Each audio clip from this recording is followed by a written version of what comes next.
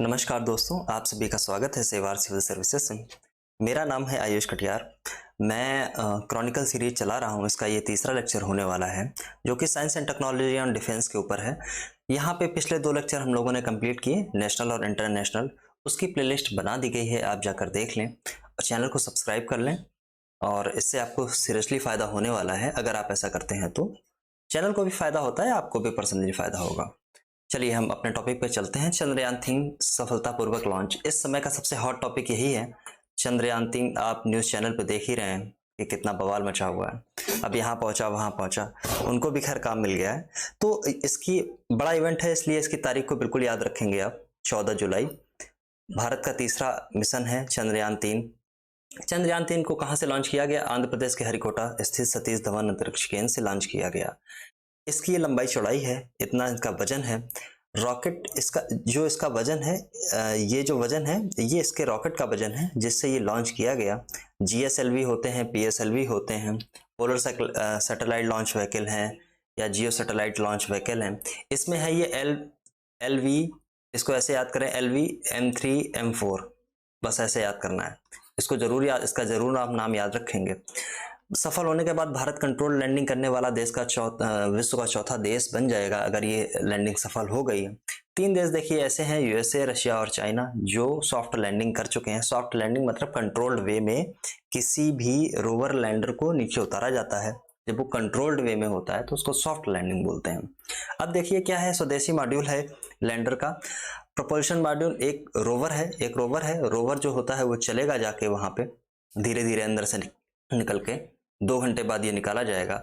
चंद्रयान-3 की जितनी भी थ्योरीज हैं सब आप जाके देखें, क्योंकि जो बहुत हॉट टॉपिक हो जाते हैं या फिर वो बहुत सस्ते पूछ लिए जाएंगे या बहुत टफ रीजन से उससे पूछा जाता है। बाकी ये देखें, 42 दिन में 3,84,000 किलोमीटर ये दूरी तय करके यहाँ चंद्रमा तक पहुंच जाएगा। ऐसा अनुमान है कि 23 तारीख को पहुंचेगा। आज 22 तारीख है, कल देखते हैं कि क्या होता है। इसके ये लक्ष्य हैं, समझे। वैज्ञानिक प्रयोग करेगा, घूमेगा चंद्रमा की सतह पर, प्रदर्शन इंडिया का भी ठीक होगा। ये सब चीजें हैं, आप इसको बहुत ध्यान से देखें, इंपॉर्टेंट टॉपिक है ये, जरूर देखें। अब देखिए अगला टॉपिक है, चीन ने विश्व का पहला मीथेन ईंधन वाला रॉकेट लॉन्च किया। ऐसा रॉकेट है जो मीथेन ईंधन से चलेगा, जिसमें जो एनर्जी सोर्स होगा वो मीथेन होगी। मीथेन मतलब CH4 एक हाइड्रोकार्बन्स होते हैं जिसमें कार्बन और हाइड्रोजन होते हैं, वो CH4 होते हैं। तो देखिए एक निजी कंपनी है, इसका आप नाम याद करना, लैंड स्पेस। किस तारीख को भेजा? तो 12 जुलाई 2023 को भेजा। कहाँ से भेजा? तो जियोकुआन सैटेलाइट सेंटर है, यहाँ से भेजा गया। ये लिक्विड ऑक्सीजन रॉकेट है। मीथेन इसमें मतलब मीथेन भी है, लिक्विड ऑक्सीजन भी है, दोनों चीजें होंगी, क्योंकि कंबशन के लिए ऑक्सीजन बहुत जरूरी है, आपको पता होगा अगर आप साइंस थोड़ी बहुत जानते हैं तो। अब देखिए ये है चीन का जो जुक्यू-2 कैरियर रॉकेट, कक्षा में सफलतापूर्वक उड़ान भरने वाला विश्व का पहला मीथेन चालित रॉकेट बना। 2-3 चीजें हैं, जैसे पढ़ने के टाइम पे आप याद रखें। इस किसने भेजा? तो ये है। कहाँ से, किस देश ने भेजा? ये है। डेट ये है। किस सेंटर से लॉन्च किया? ये है। और कौन सा रॉकेट था? ये था। मीथेन एक हाइड्रोकार्बन है जिसे प्राकृतिक गैस सहित विभिन्न स्रोतों से प्राप्त किया जाता है। आपको पता है जहाँ पे कोई पौधे पत्तियां हों या ह्यूमन बॉडीज हों या कोई ऐसा भी ऑर्गेनिक मटेरियल है, अगर वो बहुत देर तक सड़ता रहता है तो उसमें मीथेन CH4 निकलने लगती है। इन्फ्लेमेटरी इसका प्रॉपर्टी होती है, बहुत जल्दी आग ये पकड़ जाएगी, उससे किया गया है, अच्छी बात है। अब अगला हमारा टॉपिक है, हम लोग इस पे आते हैं। अभी आप देख रहे हैं लिसा नाम की एक artificial intelligence news anchor launch हो गई है। इससे पहले कौन कौन सी न्यूज़ एंकर थी, आप एक बार मैं रिकॉल करा देता हूँ। देखिए एक तो सबसे पहले जो इंडिया में की गई उसका नाम था साना। साना को लॉन्च किया इंडिया टुडे ग्रुप में, आज तक में हिंदी की रिपोर्टिंग के लिए। जबकि लीसा जो है वो उड़िया और इंग्लिश दोनों लैंग्वेज में रिपोर्टिंग करेगी। तो एक तो हो गया साना, इंडिया टुडे ग्रुप, दूसरा है लीसा और तीसरा एक नाम और है सौंदर्या। ये 3 नाम है। सौंदर्या कहाँ पे आती है? तो ये पावर टीवी है, एक पावर टीवी पावर टीवी ने कन्नड़ा भाषा के लिए इसको न्यूज एंकर बनाया है। आगे इसको चलिए देख लेते हैं। वो ओडिशा टीवी है, इसने लॉन्च किया लिसा को, कृत्रिम एआई वाली न्यूज एंकर है ये। ह्यूमन के बिना अपने आप एक न्यूज पढ़ेगी आपके सामने। आपने साना को शायद देखा हो आज तक पे। और ये है क्षेत्रीय कृत्रिम बुद्धिमत्ता एआई। ये देखिए, ये जो हुआ आज तक का, ये सबसे भारत की सबसे पहली थी आज तक में जो साना लॉन्च की गई। देखिए रिकॉर्ड करते करते कुछ समस्या आ गई, जिससे कि पीछे की फाइल सारी करप्ट हो गई। मैं इसको फिर से एक रिकॉर्ड कर रहा हूँ दोबारा से। कोई बात नहीं, दोबारा से हो जाएगा, कोई समस्या वाली बात नहीं है। तो मैंने आपको बताया कि जो लिसा है, लिसा ओडिशा टीवी द्वारा लॉन्च की गई है। एआई एक न्यूज़ एंकर है जिसको ओडिशा टीवी ने लॉन्च किया। मैं इसको थोड़ा सा बढ़ा देता हूँ इसकी थिकनेस, जिसमें आपको साफ साफ नजर आए। ओके, ये अभी परफेक्ट है। इससे पहले हमने साना देखी थी, साना। तो साना को इंडिया टुडे ग्रुप ने लॉन्च किया, जो आज तक के इसके हिंदी प्लेटफॉर्म का न्यूज चैनल है उसके लिए लॉन्च किया। इसके बाद में हमने एक सौंदर्या की भी बात की थी, जिसको पावर टीवी द्वारा लॉन्च किया गया था कन्नड़ा भाषा के लिए। 3 हो गई। अब इसमें अगर ऊपर आप आएंगे तो आप यहाँ पे देखेंगे कि यहाँ पे लिखा हुआ है कि कुवैत न्यूज ने अपना पहला कृत्रिम बुद्धिमत्ता यानी एआई वाला जो समाचार प्रस्तुत करता है उसको नाम दिया है फेधा लॉन्च किया। ठीक है, अगला हमारा टॉपिक है उत्तर कोरिया ने वासोंग 18 अंतर्महाद्वीपीय बैलिस्टिक मिसाइल लॉन्च की है।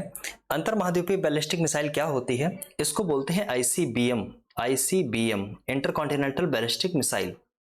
ठीक है, अब ये वो मिसाइलें होती हैं जिनकी रेंज होती है 5500 किलोमीटर से ज़्यादा, यानी एक कॉन्टिनेंट से दूसरे कॉन्टिनेंट पे ये फायर की जा सकती हैं। इसमें कुछ त्रुटियां भी हैं वर्ड के अंदर, जिनको फॉलो करना अनिवार्य है। उत्तर कोरिया इस को नहीं मानता है। अच्छा, उत्तर कोरिया से मुझे याद आया, उत्तर कोरिया और दक्षिण कोरिया के बीच में एक लाइन है, उस लाइन को क्या बोला जाता है? तो उसको बोला जाता है 38th पैरेलल। ठीक है, ओके। तो इसको लॉन्च किया गया। ये इंटर कॉन्टिनेंटल बैलिस्टिक मिसाइल है। इसका अलग अलग काम है कि अपने खतरों से जूझना है। उत्तर कोरिया ऐसे ऐसे काम करता रहता है, इसको आराम से आप पढ़ते रहें। ठीक है, उत्तर कोरिया जिनके पास में आईसीबीएम है वो कौन कौन से देश हैं? यहाँ पे देखिए पीछे लिखा हुआ है, रसिया, अमेरिका, फ्रांस और यूनाइटेड किंगडम यानी यूके। इसके बाद चाइना, इंडिया और इजराइल के पास भी भूमि आधारित यानी जो जमीन से लॉन्च की जा सकती हैं वो सब मिसाइलें यहाँ पर हैं। अगला देखिए हमारा टॉपिक है Starlink satellite internet services. Starlink एक कंपनी है जो एलन मस्क द्वारा है। इसका दरअसल काम ये है स्टारलिंक का, ये उन दूरगामी क्षेत्रों में इंटरनेट प्रोवाइड कराती है सैटेलाइट के माध्यम से। जैसे अभी यूक्रेन और जो रसिया वार हो रही थी, तो एलन मस्क ने एक प्रपोजल दिया यूक्रेन को कि आपके यहाँ पे मैं स्टारलिंक से मैं आपको इंटरनेट प्रोवाइड करा सकता हूँ, क्योंकि यहाँ बहुत सारे इनके इंटरनेट सर्विसेज बंद हो गई थी काफ़ी सारी जगह पे। तो एक चीज़ और याद रखें कैसे लॉन्च किया गया सर्विसेज, जो ये सर्विसेज है इसके 22 जो स्टारलिंक सैटेलाइट्स हैं वो कैसे लॉन्च किए गए। तो एलन मस्क की ही एक कंपनी है स्पेसएक्स, मल्टी टैलेंटेड आदमी है ये, आप अक्सर नाम सुनते ही हैं। स्पेसएक्स इसकी एजेंसी है और फाल्कन 9 इसका रॉकेट है। कहाँ से लॉन्च किया गया इसको? तो फ्लोरिडा के केप कैनावेरल से इसको लॉन्च किया गया। दूर दराज क्षेत्रों में इंटरनेट प्रदान करने के लिए इसको यूज़ किया जाता है। ये रॉकेट की जो 16वीं लॉन्च है, स्टारलिंक के 22 रॉकेट इसको लो अर्थ ऑर्बिट जिसको LEO बोला जाता है वहाँ पे इसको लॉन्च किया गया। 2019 में पहली बार इसको लॉन्च किया गया था और अब तक के 5000 इंटरनेट बीविंग सैटेलाइट लॉन्च कर दिए गए LEO में यानी लो अर्थ ऑर्बिट में। चलिए अगले टॉपिक की तरफ मैं चलता हूं, जल्दी जल्दी से खत्म करना है। चेन्नई में भारत की सबसे पहली ड्रोन पुलिस यूनिट बनी। ड्रोन पुलिस यूनिट जो ड्रोन से मॉनिटरिंग करेगी, ऐसी यूनिट बनी। कहाँ बनी? चेन्नई में बनी। इसको आप ऐसे मार्क कर लें, कुछ क्वेश्चन आप खुद ही बनाएं। कहाँ बनी? चेन्नई में बनी। भारत की पहली है इसलिए थोड़ी सी इंपॉर्टेंट हो जाती है। ड्रोन पुलिस यूनिट है, इसमें आप आराम से देखते रहें कि यहाँ ड्रोन से ये सब मॉनिटरिंग करेंगे और इसमें बहुत कुछ खास चीज़ें हैं नहीं, हवाई निगरानी के लिए ये यूज़ हो रहा है। सर्वाधिक परावर्तक बाह्य ग्रह है जो एक एक्सोप्लैनेट खोजा गया है। ये इंपॉर्टेंट है, इसका नाम आप याद रखें हैं। ये कोडवर्ड दिए जाते हैं, इसको भी आप याद रखेंगे। इस कोडवर्ड का नाम है, कोडवर्ड जो दिया गया है ये LTT यानी लिट्टे जो था, लिट्टे उसका ई हटा देना, लिट्टे और 9779B समझे। लिट्टे के बाद में दूसरा ये LTT है, तो ये याद रखना। ऐसे ही एक कुछ बना लो अपने हिसाब से, याद आ जाएगा आपको। तो ये एक्सोप्लैनेट है, सौर मंडल के बाहर देखा गया सबसे अधिक परावर्तक ग्रह है, यानी सबसे अधिक ये रिफ्लेक्शन क्रिएट करता है। इसका अपना एक तारा होगा जो इसको रोशनी देता होगा, जिससे ये रिफ्लेक्ट करता है। ये कितना रिफ्लेक्ट करता है, तो 80% परावर्तित कर देता है अपने आने वाले, इसके पास जो भी लाइट आ रही है उसको 80% कर देता है। देखिए अब जो हमारा सोलर सिस्टम है उसमें एक ग्रह है जिसको बोलते हैं शुक्र। शुक्र भी जो है वो रिफ्लेक्टिव प्रॉपर्टी रखता है ठीक ठाक, उसी से इसकी तुलना की गई है। ये किसने किस मतलब दूरबीन से किया गया, किस टेलीस्कोप से किया गया, तो इसका नाम यहाँ पे है। इसको आप, इस नाम को भी आप याद रखना है, जब आप पढ़ेंगे तो ऐसे ही आपको पढ़ना है। चेप्स अंतरिक्ष दूरबीन, यानी चिप्स बोलो कुछ भी बोलो, टेलीस्कोप है ये, स्पेस टेलीस्कोप, इसके द्वारा ये सब किया गया। ये वाला कोड वर्ड ये याद रखना है आपको। एक्सोप्लैनेट है, 80% करता है। ये सब छोटी छोटी चीजें होती है। किससे खोजा गया, तो ये इससे किया गया है। शुक्र ग्रह अपने यहाँ भी है, यानी शुक्र। जब हम सोलर सिस्टम आपको पढ़ते हैं तो यहाँ देखते हैं हम, यहाँ पे एक सन है यहाँ पे ऐसे, और सन के बाद में पहले आता है बुध, फिर आता है शुक्र, मैं हिंदी में आपको बता रहा हूँ, यहाँ पे हिंदी में लिखा है, ठीक है। फिर आता है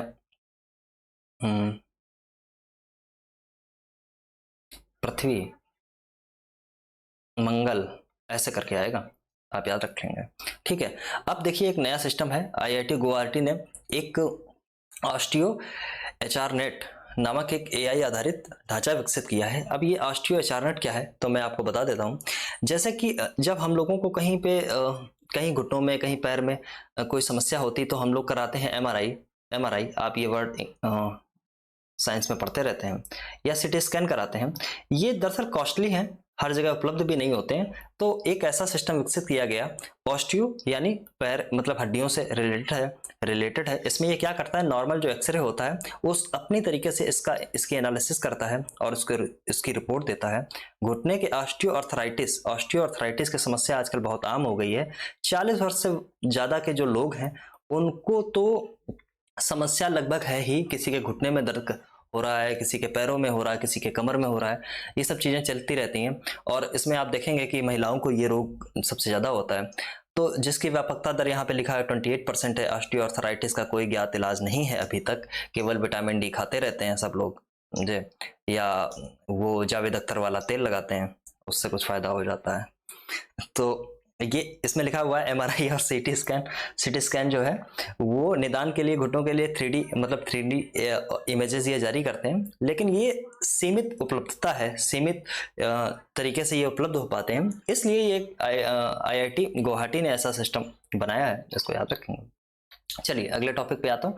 कुत्ते के कान में कैंडिडा ऑरिस की पहचान। अब कुत्तों के कान में भी साइंटिस्ट घुस गए हैं और वहां पे कैंडिडा ऑरिस ढूंढा है। कैंडिडा ऑरिस क्या है, तो कैंडिडा ऑरिस एक तरह की फंजाई है। जैसे कि कोविड-19 में आपने देखा था कि ब्लैक फंगस नाम की एक फंगस आ गई थी, जो होती ये थी किसी भी दवाई से भी नहीं जाती थी, क्योंकि ये ऐसी फंगस होती हैं जो आपकी रेजिस्टेंस पावर को जो कम करती रहती हैं बार बार, और उन पर दवाइयों का कोई असर नहीं होता है। तो देख लिए दिल्ली विश्वविद्यालय है यानी दिल्ली यूनिवर्सिटी है, ये भी एक काम करती है। मैक मास्टर्स विश्वविद्यालय, दोनों का संगठन ने ऐसे चीजें की हैं। और कुत्ते के कान में इन्होंने ये एक फंजाई ढूंढी है, जो कुत्ता इसका वाहक हो सकता है आगे आने वाले समय में। जैसे चमगादड़ किसी बीमारी का वाहक होता है, जैसे कि उल्लू किसी बीमारी का वाहक होता है, आप लगातार सुनते ही रहते हैं, ठीक है। और इससे क्या होता है ना, कैंडिडासिस लिखा है, बस इसको कैंडिडासिस ऐसे पढ़ेंगे। तो ये इसकी बीमारी का कारण बनती है, संक्रामक रोग हो जाते हैं। चलिए ठीक है, अगले पे मैं पहुंचता हूं। पेरू में गुइलेन बैरे सिंड्रोम की वृद्धि। अब देखिए पेरू कहाँ पे है, मैंने आपको पिछले वीडियो में बताया था कि आप ऐसे कोई भी कंट्री मिल जाए उसकी आप ज्योग्राफी जरूर देखें जाके, उससे बहुत समझ में आता है। ये इंपॉर्टेंट इसलिए होता है क्योंकि इस सिंड्रोम के कारण, गुइलेन बैरे सिंड्रोम के कारण पेरू में नेशनल इमरजेंसी लगा दी गई है। अब वो यानी बड़ा इशू हो गया होगा। अब ये नेशनल इमरजेंसी क्यों लगाई है, क्योंकि ये जो सिंड्रोम है, GBS सिंड्रोम, ये एक न्यूरोलॉजिकल डिसऑर्डर है, यानी मानसिक रोग से संबंधित है। इसमें क्या होता है, जो हमारा रेजिस्टेंस सिस्टम होता है, प्रतिरक्षा प्रणाली होती है, उसकी जो पीएनएस होती है, परिधीय तंत्रिका तंत्र यानी पेरिफेरल नर्वस सिस्टम, उस पर ये हमला करता है और इससे पैरालिसिस हो सकती है। मैं इंग्लिश में आपको बता देता हूं क्योंकि ये बहुत टफ टर्म है, परिधीय तंत्रिका तंत्र और पक्षाघात ऐसे करके।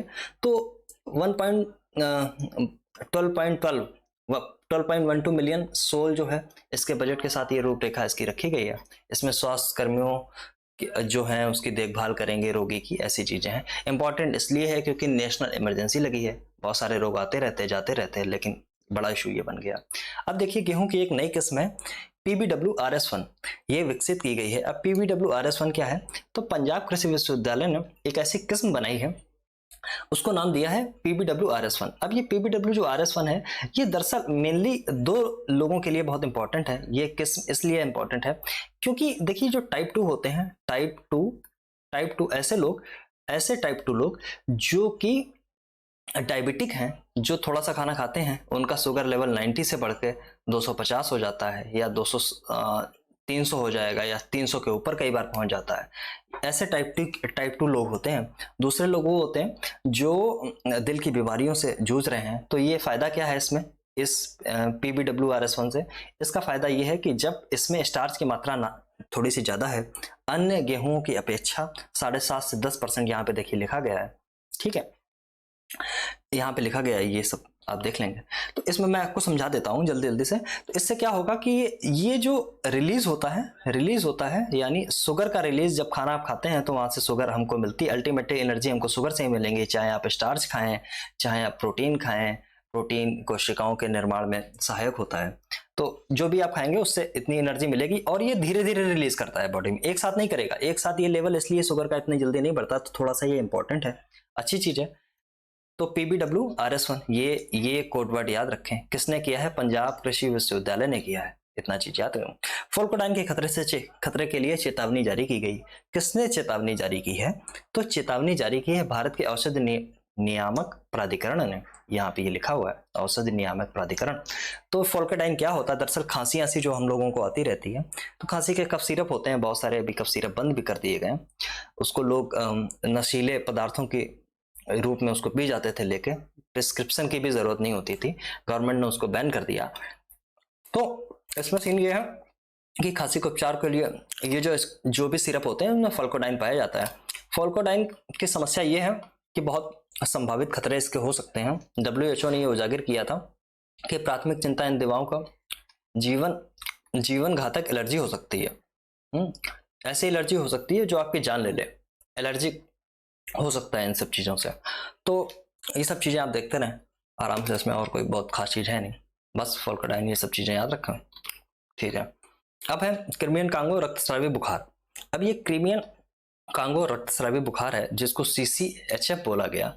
C for Crimean, C for Congo, CC हो गया, HF फीवर है, फीवर। H फॉर रक्तस्रावी है, रक्तस्रावी देखिए H का मीनिंग क्या होता है, ढूंढिए आराम से।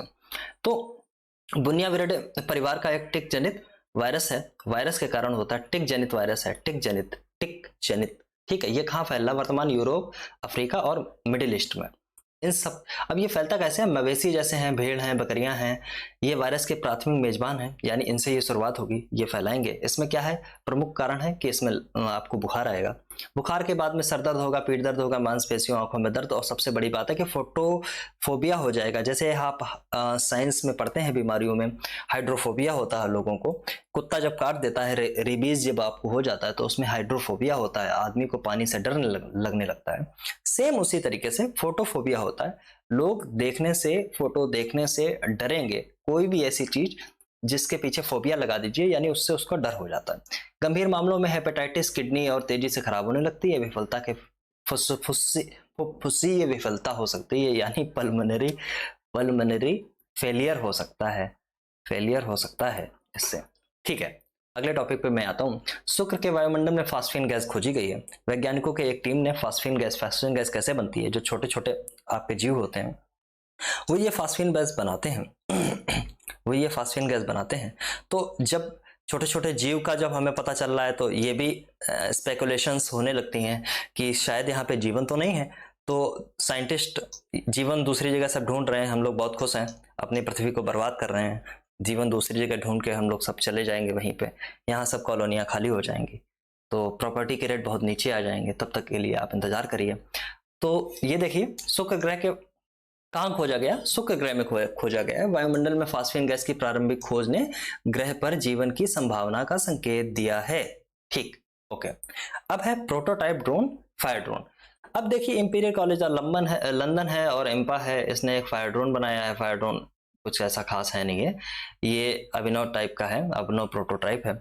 ये क्या करता है, जहाँ पे लोग जा नहीं पाते हैं फायर वाली जगह पे, वहां पे फायर ड्रोन ऊपर से उड़ेगा और वहाँ पे जितने भी सिस्टम हैं, जितनी भी स्थितियां हैं, परिस्थितियां हैं, उनकी मॉनिटरिंग करेगा। मॉनिटरिंग करके लोगों को बताएगा। आपातकालीन प्रतिक्रिया नियंत्रण में महत्वपूर्ण बढ़ावा दे सकता है, बस और कुछ नहीं है। वायु प्रदूषण से फेफड़ों की बीमारियों के बीच में संबंध, दिल्ली में हाल ही में एक अध्ययन हुआ है, इसमें यह संबंध है। वायु प्रदूषण से फेफड़ों की बीमारियां तो होंगी ही, कचरा बीनने वालों के साथ 75% असामान्य रूप से कार्य करते हैं फेफड़े। ठीक, 86% सफाई कर्मी, 86% सुरक्षा गार्ड, ये सब चीजें हैं, आप देखते रहिए, इसमें बहुत कुछ खास है नहीं। जो एग्जाम के पॉइंट ऑफ व्यू से इंपॉर्टेंट है, वैसे ये चीजें जरूरी हैं, पढ़नी चाहिए, लेकिन एग्जाम के पॉइंट ऑफ व्यू से इंपॉर्टेंट इतनी नहीं है। WHO देखिए आ गया, आर्टिफिशियल स्वीटनर से कैंसर का खतरा। आर्टिफिशियल स्वीटनर्स वो होते हैं जो आजकल आप डायबिटिक लोगों को खाते हुए देखते हैं कि चलो वैसा वाला मीठा नहीं, बट ऐसा वाला मीठा हम लोग खा लेंगे। तो ये शुगर की गोलियां होती हैं, कई बार आर्टिफिशियल, कई बार और भी शुगर के फॉर्म में आएगा, कई बार गोलियों के फॉर्म में ये चीजें होती हैं। तो WHO की एक संस्था है, कैंसर अनुसंधान शाखा, इसकी एक एजेंसी है जिसको बोलते हैं IARC, इसका फुल फॉर्म ये लिखा हुआ, international agency for research on cancer. इसने क्या बोला, स्पॉर्टेम, स्पॉर्टेम ही दरअसल है जो स्ट्रेटनर का काम करती है। ये कैंसरकारी रूप में सूचीबद्ध इसको कर दिया गया है। बाकी आप चीजें इसमें पढ़ लें, बहुत कुछ खास है नहीं, ये चीजें केवल इतना इंपॉर्टेंट था एग्जाम के पॉइंट ऑफ व्यू से। ठीक है, अब मैं आगे बढ़ता हूं। तो है ट्यूनिकेट की एक नई जीवाश्म प्रजाति मेगा सिफोन थाइलाकोस की खोज। अब ठीक है, ये ट्यूनिकेट क्या होते हैं, तो लास्ट लाइन पे मैं लेके आता हूं आपको। ट्यूनिकेट, ये रहे ट्यूनिकेट। ट्यूनिकेट जैसे वो होते हैं जो समुद्री स्क्वैट्स के रूप में जाने जाते हैं। समुद्री जानवरों का एक समूह है जिसको ट्यूनिकेट्स कहते हैं। अब यह है कि जीवाश्म मिला है जो 500 मिलियन वर्ष पुराना है। इसका इसका इसका ठीक है, बॉडी योजना, बाकी ये सब चीजें पढ़ लीजिए, बहुत इतनी कोई खास नहीं है, बस थोड़ा सा नाम अगर याद रहेगा तो आपके लिए ठीक होगा। देखिए फिर अगला टॉपिक है, सूर्यमंडलीय निकायों की समीक्षा हेतु यूक्लिड स्पेस टेलीस्कोप लॉन्च किया गया। अब इसको आप मार्क कर लें, ये आपसे पूछा जा सकता है। ठीक है, यहाँ पे मैंने इंपॉर्टेंट लिख दिया। ठीक है, वेरी इंपॉर्टेंट क्यों है, तो यूरोपीय स्पेस एजेंसी, हो सकता है ये पूछा जाए किसने लॉन्च किया। सूर्यमंडल के निकायों की समीक्षा करने के लिए नई सूचनाएं प्राप्त करने के उद्देश्य से यूक्लिड स्पेस टेलीस्कोप, यूक्लिड एक मैथमेटिशियन थे, उनके नाम पे ये टेलीस्कोप बनाया गया। क्यों बनाया गया है, सूर्यमंडलीय निकायों की समीक्षा करने और नई सूचनाएं प्राप्त करने के लिए। ठीक है, ओके। ये 10 अरब प्रकाश वर्ष के विस्तृत क्षेत्र में फैली अरबों गैलेक्सियों का 3D नक्शा तैयार करेगा। क्या करेगा, 3D नक्शा तैयार करेगा। 10 अरब लाइट ईयर्स में फैली अरबों गैलेक्सीज का, बिलियंस गैलेक्सी का 3D नक्शा तैयार करेगा। अब जो लाइट आती है, मैं आपको बता दूं, हमेशा से आपको ये पता होना चाहिए कि जो टेलीस्कोप में जो लाइट आती है उससे हमको फ्यूचर का पता नहीं चलता है, उससे हमको अतीत का पता चलता है। क्योंकि जो इस पे लाइट आ रही है आज, हो सकता है वो 2 मिलियन लाइट ईयर पहले चली हो कहीं से। तो जो घटना हमको आज दिखाई देगी टेलीस्कोप में, वो दरअसल 2 मिलियन लाइट ईयर्स पहले की घटना होती है। मैं छोटी सी टेक्निक वाली चीजें थी, मैंने बताने की कोशिश की। ग्रीक देखिए एक यूक्लिड थे, इनके नाम पे टेलीस्कोप का नाम रखा गया है। 15 लाख पृथ्वी से किलोमीटर दूर जाके स्थापित हो जाएगा। इसका इतना 1.2 मीटर का डायमीटर है। ठीक है, और नियर इंफ्रारेड स्पेक्ट्रोमीटर लगा है। इंफ्रारेड वो होता है जो आम घर के कैमरे होते हैं, उनमें भी ये इंफ्रारेड ही होता है। टीवी के सेंसर जो होते हैं, वह जो आपके रिमोट्स होते हैं, उनमें ये लगा होता है। चलिए ठीक है, क्या हो गया ये, अरे वाह बड़ी जल्दी हो गया, सही में सही है, अरे वाह, मुझे लगा कि टाइम लगेगा। चलिए मैं एक बार फिर से इसको मार्क कर लेता हूँ। इतनी चीजें जो भी मैंने मार्क की हैं, जो मैंने ढंग से बताई हैं, वो पूछी जा सकती हैं आपसे। अगला मैं लेक्चर आऊंगा किसी और दिन लेके, मतलब कल लेके, किसी और दिन, क्या डेली मैं अपडेट कर ही रहा हूँ।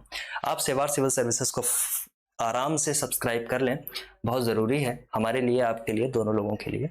यहाँ पे केवल कंक्रीट चीज़ें आपको दी जाएंगी, फालतू की इधर उधर की मैं बहुत सी चीज़ें ला सकता हूँ जो बहुत टेम्पटिंग लगेंगी आपको देखने में, उससे व्यूज़ बहुत ज़्यादा आते हैं, बट मैं वो बिल्कुल भी नहीं करूँगा किसी भी कीमत पर, क्योंकि मेरा ऐसा मानना है कि जो चीज़ें, जैसे हमारी टैगलाइन है, सरल सटीक और संपूर्ण, तो इन्हीं पे मैं टिका रहूँगा। चलिए, बाकी लाइक कर लें, मुझे अच्छा लगेगा, सब्सक्राइब करें, ये भी अच्छा लगेगा, शेयर करें, बहुत अच्छा लगेगा। धन्यवाद।